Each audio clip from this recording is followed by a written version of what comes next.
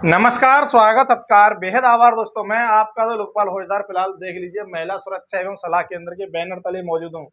साथ में जो आप देख पा रहे हैं ये एक महिला सुरक्षा सलाहकार के रूप में कार्य कर रही हैं। लगातार जो आप देख रहे हैं सामाजिक मामले आते रहते हैं, घरेलू उत्पीड़न या फिर अन्य पारिवारिक कारणों के चलते लगातार परिवार टूटते जा रहे हैं, तो कहते हैं कि डूब देखो तिनके का सहारा। ठीक ऐसा ही काम यहाँ पर महिला सुरक्षा सलाहकारों द्वारा किया जा रहा है। जो परिवार लगातार टूट रहा है किन्हीं कारणों से, उसे बचाने का काम कर रही है। मैडम परिचय दीजिए। नमस्कार, मैं काउंसलर विनीता पचौरी हूँ। मेरी सहयोगी हैं प्रियंका शर्मा जी, एडवोकेट हैं। यहाँ सामाजिक और कानूनी सलाह लोगों को प्रदान की जाती है। हम दोनों ही महिला सुरक्षा सलाह केंद्र की प्रभारी हैं और आज के समय में जो घरेलू हिंसा प्रकरण आते हैं उनका निस्तारीकरण महिला सुरक्षा सलाह केंद्र के अंतर्गत किया जाता है। मैडम क्या कारण होते हैं कि लोगों के घर टूट जाते हैं? आपसी समझ ना बैठना, दो विपरीत सोचों का मिलान ना होना भी एक कारण है। दोनों पक्ष एक दूसरे से सहमत नहीं हो पाते। आधुनिकता भी इसका एक कारण है। लोगों पति पत्नी की सोच विचार ना बैठना भी एक कारण मान सकते हैं हम इस चीज़ में।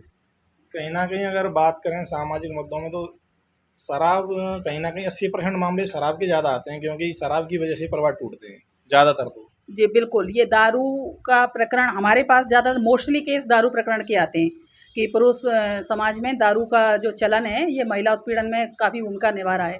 यदि ये शाम को ज़्यादातर हमारे मामले ऐसे ही आते हैं कि पुरुष दारू पी के आते हैं और महिलाओं पर अत्याचार करते हैं। तो अगर इसकी रोकथाम हो जाए तो ये प्रकरण भी काफ़ी हद तक कम हो सकते हैं। तो किस तरह से सामंजस्य बैठाया जाता है, क्योंकि ऐसे मामलों में बड़ी मुश्किल होती है लोगों को समझाना? लोगों को समझाना बहुत मुश्किल का काम है। अगर वो इतने ही समझदार होते तो उन्हें यहाँ आने की ज़रूरत ही नहीं पड़ती इस थाने में। लेकिन हम आपसी सहमति से दोनों, मैं और विनीता मैडम, आपस में उन लोगों के दोनों के मतभेदों को सुनकर उनमें क्या कमियां हैं, कहाँ सुधार हो सकता है, कहाँ सुधार करने की ज़रूरत है, उन बातों को सुनकर समझकर हम अपनी समझदारी से उनको समझाने की कोशिश करते हैं। जहाँ तक हो सकता है उन्हें समझाने की पूरी कोशिश करती है। बहुत सारे परिवार हमारी ही समझदारी से और उनके दोनों के आपसी मतभेदों को मिटाकर ही वो सक्सेस रह पा रहे हैं। और आगे जो हमारे जो इस सलाह केंद्र पर जितने भी प्रकरण आए हैं वो उन्हीं की और हमारी समझदारी की से ही मतभेद दूर हुए हैं उनमें, और उनके गरीब परिवार अच्छे से ही चल रहे हैं। तो कहीं ना कहीं माना जाए एक तरह से पैसे की बर्बादी होती है, उसकी भी बचत तो होती है, साथ में परिवार टूटने से बचता है। जी हाँ, अगर आप एक नॉर्मल घर परिवार के लोग अगर न्यायालय जाएंगे, अगर वो न्यायालय में इस तरह के मतभेदों को दूर करने की कोशिश करेंगे तो उन्हें वकील को फीस देनी पड़ेगी।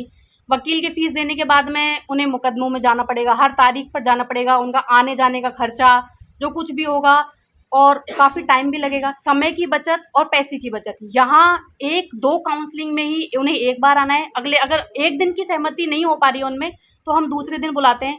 सबसे बड़ी बात समय की बचत के साथ साथ में उनका पैसे की बचत सबसे ज़्यादा हो रही है। और जो मध्यम वर्गीय परिवार हैं वो शायद अफोर्ड ना कर पा रहे हों न्यायालय में जाना, वकील की फ़ीस को अफोर्ड कर पाना। हमने बहुत सारे लोगों के लिए ये भी किया है, अगर हमारी सहमति से नहीं मतभेद मिट पा रहा है दोनों के बीच में, तो हमारे संस्था से एक फ्री अधिवक्ता भी उन लोगों को अफोर्ड किया जाता है, ताकि वो इस प्रकरण को, अगर उनमें नहीं, पति पत्नी में नहीं बैठ पा रही है, वो अलग ही होने का एक उचित उन्होंने सोल्यूशन लिया है, तो उसके लिए हम फ्री वकील भी प्रोवाइड कराते हैं उन लोगों के लिए। कहीं ना कहीं परिवार तो बचता ही है, बच्चे का भविष्य भी जो है कि बच्चे का भविष्य एक तरह से अंधकार से अलग हो जाता है। बिल्कुल, ये बात बिल्कुल सही है। लेकिन इसके अलावा मैं एक बात और कहना चाहूँगी कि हमारे संज्ञान में ये चीज़ आई है कि महिला सुरक्षा सलाह केंद्र के जरिए शायद इस तरह का भ्रम फैलाया जा रहा है कि महिला सुरक्षा सलाह केंद्र में पैसे की मांग होती है, जो सरासर झूठ है। तो आप लोगों से निवेदन है कि इस चीज़ को ध्यान दें। अगर कोई हमारे नाम पर लेता है तो उसको पैसे देने की ज़रूरत नहीं है, सीधे आप डायरेक्ट हमसे बात करें।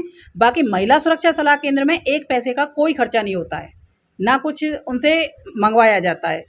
उनको फ्री सलाह दी जाती है और उनके घर बसाने की एक सफल कोशिश की जाती है, जो काफ़ी हद तक सफल भी रहती है। निश्चित तौर पर महिला सुरक्षा केंद्र अपना काम कर रहा है, उसमें दोनों पक्षों को बैठा करके काउंसलिंग की जाती है और समझाइश कर बच्चों के भविष्य को भी संवारा जाता है। मैडम अभी तक कितने केसों का निस्तारण किया है? जी, हमने अपने महिला सुरक्षा सलाह केंद्र के अंतर्गत अभी तक हमने 250 केसों का निस्तारण कर दिया है, और भविष्य में भी हम ये चाहेंगे कि हमारे पास जितने भी केस आएँ उनका हम सफलतापूर्वक निस्तारण कर सकें।